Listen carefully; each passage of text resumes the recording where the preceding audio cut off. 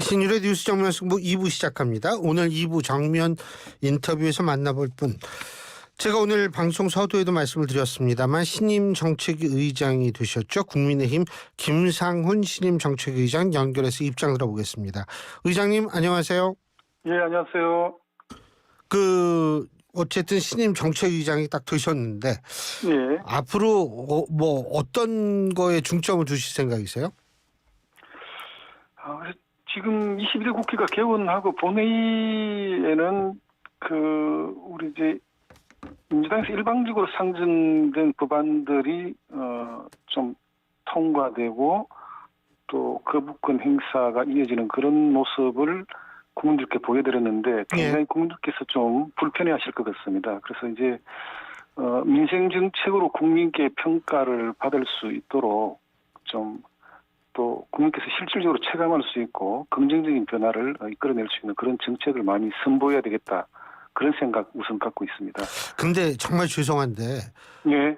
국민의힘만 그런 생각 가지면 소용없잖아요. 민주당이 다 알아서 하는 거 아닙니까? 지금 압도적인 있어가지고 본인들이 원하는 건 대충 다 추진을 하잖아요. 민주당도 국민들 비판의 목소리에 지금 현재 직면해 있다는 판단이 들고 또 뭔가 좀 새로운 계기를 만들어야 되겠다는 그런 움직임도 감지가 되고 있기 때문에 우선 소수 정당인 우리 당이 먼저 손을 내밀고 같이 좀 협력해 봅시다 이렇게 좀 제안을 해야 될 것 같습니다. 근데 그런 제안을 하는 거 중요한데 예를 들면 한동훈 대표가 이재명 전 대표 혹은 이재명 전 대표 아니면 박찬대 대표 권한 대행 같이 금투세 가지고 토론하자 이런데 그쪽 반응이 좀 뜨뜻미지근한 것 같아요. 어떻게 보세요?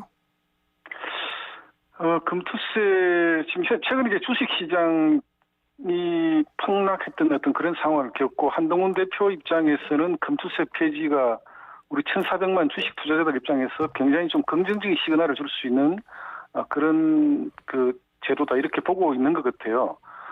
다만 이제 민주당에서는 아직까지 제가 오늘 진성준 의장을 만나보니 입장 정리가 아직 안 돼 있는 것 같습니다. 이재명 대표는 좀 다소 긍정적인 생각을 갖고 있는가 하면 또 진성준 의장은 조금 부정적인 어떤 그런 입장인 것 같은데 어쨌든 결론적으로는 또 전당대회 끝나면 한번 당내 의견을 수렴해 보겠다고 해요. 그래서 이런저런 좀 계기로 서서히 좀 다가가면서 같이 좀 협조할 수 있는 어떤 그런 자리를 만들어야 될 것 같고 진성준 의장 오늘 이야기 들어보니까 좀 정례적인 회동도 생각을 하고 있고 이제 서서히 좀 같이 양당이 협력해서 민생법안 처리하는데 좀 공감을 해주고 계시는 것 같습니다. 그러니까 이제 진성준 의장은 좀 정리하겠다. 본인의 의견이 어떻게 됐든 그런 얘기인데 아니 정리할 때 정리하더라도 토론하자 그러면 응해줘야 되는 거 아닌가 이런 얘기들이 많던데 어떻게 보세요? 정리는 정리고 그죠? 아마 금투세에 대해서 토론을 통해서 정리할 수도 있으니까요. 예, 이제 또 다른 주제로 또 한번 제안을 하면 어떨지는 모르죠. 금투세는 지금 민주당은 조금 불편해하는 그런 현안이죠. 예. 불편해하는 이유가 뭡니까?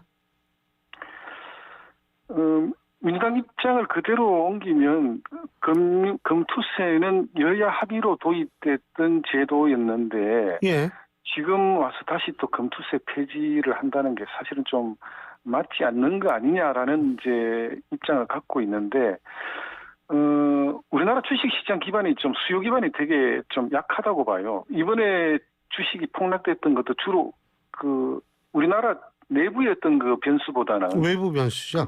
외부 변수죠. 엔캐리 트레이드 청산 이런 거. 맞습니다. 이제 미국 경기 둔화 또 빅테크 기업들 실적 저조, 엔캐리 등등.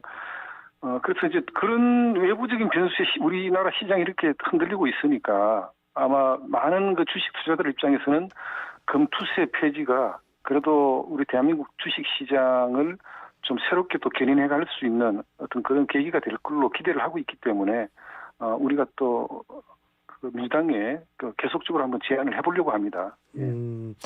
그러니까 국민의힘은 입장 정리가 된 거죠, 그죠? 그렇습니다. 그런데 정책위 의장님이시니까 지금 부동산 이거 심상치 않아요. 예. 이거 어떻게 해야 되는 거 아니에요? 저는 좀 이원화해서 판단을 해야 된다고 봅니다. 그 수도권은 부동산 가격이 좀 인상 조짐이 있고, 예. 또 반면에 비수도권은 미분양 사태로 지금 어려움을 겪고 그렇죠. 있어요. 그래서 예. 오늘 국토부 장관과도 어떤 좀 여러 가지 이야기를 나눠봤는데, 수도권에 대해서는 좀 획기적인 주택 공급 방안이 아마 조만간 발표가 될 것 같습니다. 그러면 수도권의 공급 물량 확대로 좀 사정이 나아질 수 있다고 보고, 또 비수도권 특히 지방 같은 경우는 미분양 주택이 늘어나고 있기 때문에 그 CR 리츠라고 그러나요? 그래서 미분양 주택에 대해서 좀 지원할 수 있는 그런 준비를 지금 하고 있는 것 같아요. 그래서 이제 그 국토교통부의 좀 정책이 발표되고 그대로 또 실행이 된다면 예. 부동산 가격 안정에 좀 많이 도움이 되지 않겠나 하는 그런 기대를 하고 있습니다. 그 당정에서 이제 당의 역할이 중요하니까요. 아무래도 여론은 예. 최천병이 뭐 사실 김상훈 의원님께서는 뭐 다선 의원이시니까 누구보다도 잘 아시겠지만 하지만 예. 지금 정부에서 생각하는 그 이 물량 확대의 가장 큰 부분이 빌라 많이 예. 짓겠다라는 거래요. 이거는 좀 아니지 않나요? 아닙니다. 그거 아니에요? 발표 내용을 한번 보시면 아시겠지만, 예. 우선은 이제 아파트가 먼저 핵심적인 어떤 공급 물량 확대의 대상이고, 예. 다만 이제 그 계획 안에 그 비아파트, 예. 빌라형 주택도 공급이 확대될 수 있도록 제도 개선을 하겠다는 내용이 이제 포함되어 있어요. 그래서 제가 정부가 아직 정책 발표 전이라서 제가 먼저 입장을 밝히는 게 조금 그럴 수 있기 때문에 일단 발표를 한번 좀. 예. 김상훈 의장님이 보실 때 이 정도면 심리를 가라앉힐 수 있다?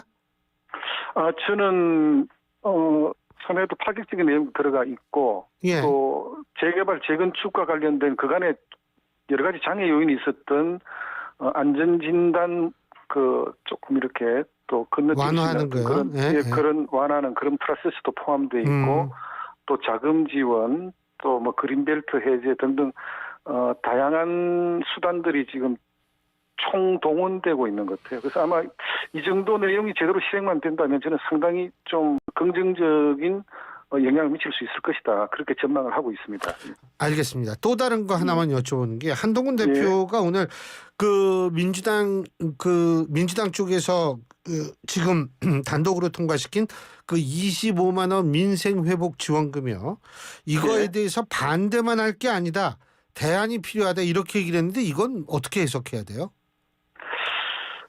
당내 여러 의원들도 그렇게 말씀을 주고 계시는데 일단 좀 여론 수렴이 더 필요하다고 보고, 제가 이제 조금 걱정스러운 거는 작년에 56조 세수 결손이 있었어요. 예. 지금 현재 우리 정부의 재정 여력을 봐서는 그만한 민생 회복 지원금을 지급을 한다면 틀림없이 이제 국채를 빚을 내야 되는데, 예. 뭐 20년 만기채를 발행한다고 가정하면 이번에 만약에 민주당 안대로 한다면 13조에서 14조가 소요되는데 그 돈은 20년 뒤에 우리 자식들이 갚아야 돼요. 예. 그래서 이런 재정 여력의 선심성 정책 25만 원 쓰고 나면 또 허망하지 않나요?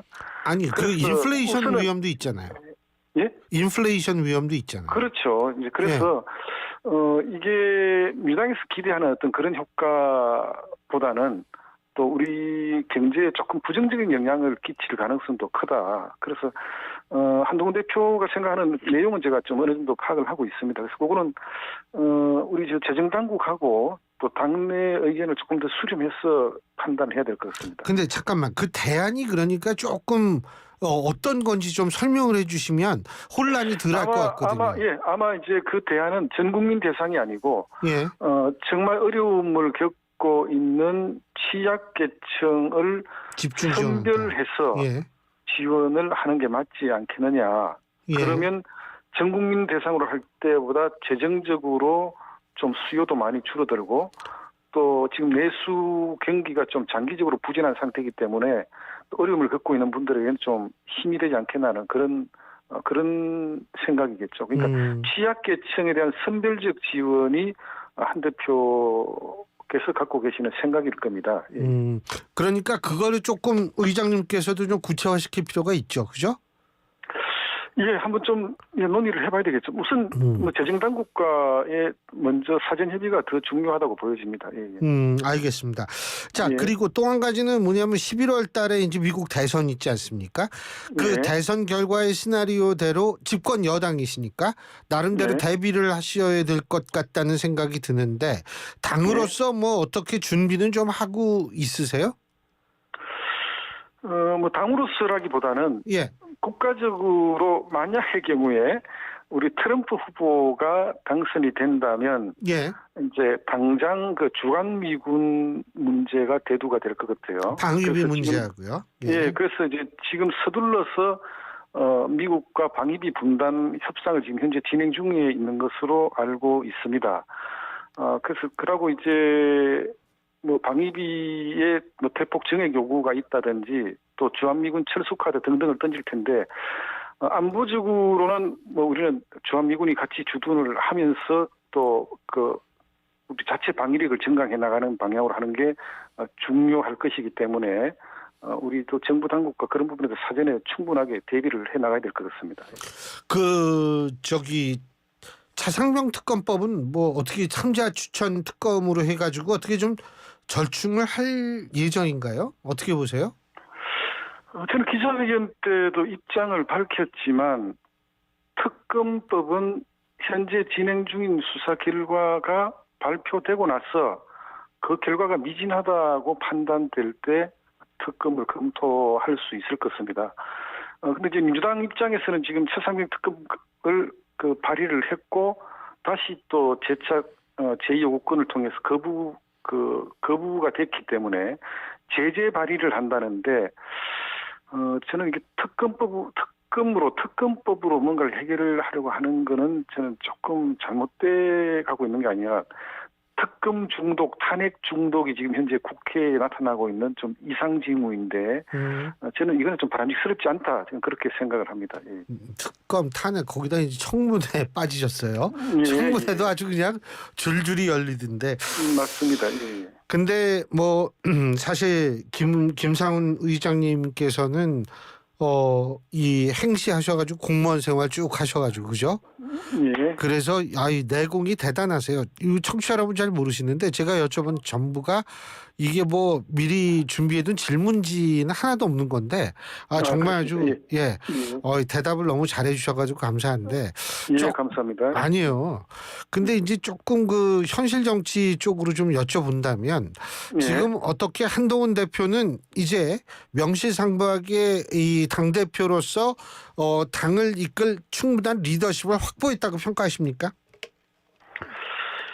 뭐 저는 충분히 그런 자질을 갖추었다고 생각을 하고 있습니다. 다만 이제 제가 한동훈 당시 전당대 후보께서 그 우리 대구 지역 사무실을 방문하신다고 해서 저는 이제 그 자리 같이 할 수는 없습니다라고 말씀을 드렸고 그다음에 이제 본인이 조금 염두에 둬야 될 일이 뭐가 있냐고 말씀을 하시길래 아마 대표도 대표지만 아마 대선 로드맵도 생각하고 계실 것 같은데 저는 그 윤석열 정부의 성공을 위해서 힘을 보태겠다는 그런 메시지, 마인드, 용산과 같이 가겠다는 그런 메시지와 마인드가 굉장히 난 중요하다고 생각합니다라고 말씀을 드렸더니만 당연히 자기는 용산과 그렇게 할 거라고 이제 그 이야기를 하셨어요. 그래서 이제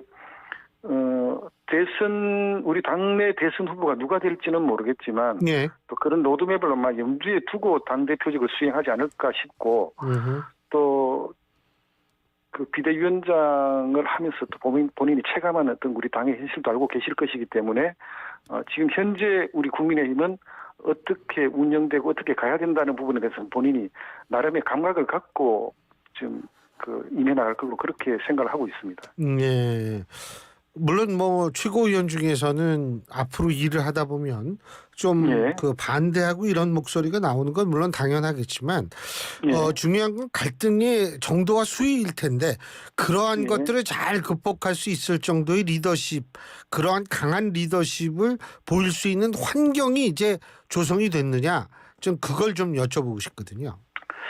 많은 분들이 뭐 친한 5대 친윤사 뭐 이제 이런 이야기도 하시고 하는데 이 이야기는 그 집단 지도 체제일 경우에는 이런 이야기가 설득력을 얻을 수 있다고 봐요. 아하, 옛날에 예. 그 박근혜 정부 시절에 맞습니다. 김무성 대표에 대한 서청원, 이인재, 김태호 당시 최고위원들의 뭐 좀 예.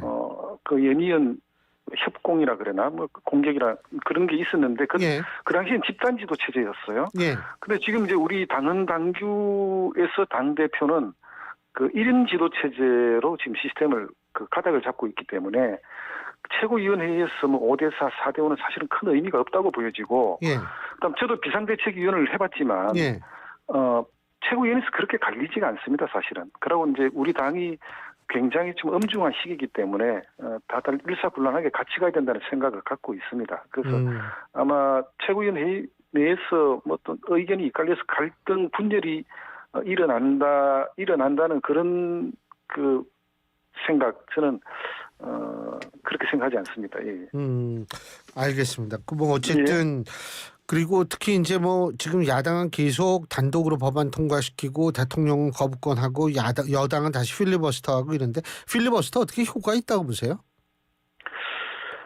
제가 비공개 토론회 할 때 필리버스터의 효과에 대해서 저는 조금 부정적인 의견을 낸 바는 있습니다만 여기서 구체적으로 제가 생각을 밝히지는 않겠습니다. 다만 이제 필리버스터는 뭐 법안 가결을 하루 연장하는 효과가 있기는 하지만 좀 가능하면 예. 우리 당 국회의원들이 에너지를 결집해야 될 때는 잘못된 법안이 통과됐을 때 예. 대통령의 제2요구권 행사는 그때 에너지를 총집결시켜야 된다.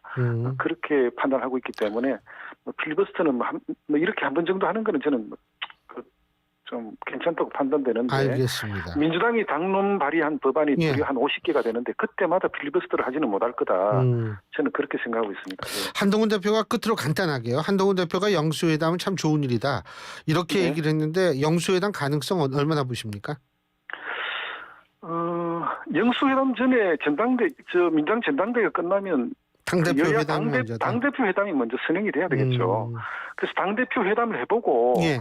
그다음에 정부 측에 뭐 여러 가지 좀 그 협조를 요청한다거나 또 그럴 상황이 발생한다면 예. 여야가 함께하는 또 영수회담을 생각해 볼 수는 있겠죠. 알겠습니다. 다만 지난번에 예. 우리 이재명 대표가 영수회담 예. 하고 나서 또 장문에 또 무슨 좀 예. 비판하는 어떤 예. 그런 그게 있었기 예. 때문에 알겠습니다. 영수회담을 어떤 정치적 예. 의도로 제안을 하는 건지에 대해서는 저는 좀 의구심이 있습니다. 예. 예, 잘 알겠습니다. 오늘 말씀 잘 들었습니다. 고맙습니다. 예, 감사합니다. 예, 지금까지 국민의힘 김상훈 정책위 의장이었습니다. 리틀 약사의 이름을 걸고 더더 깐깐하게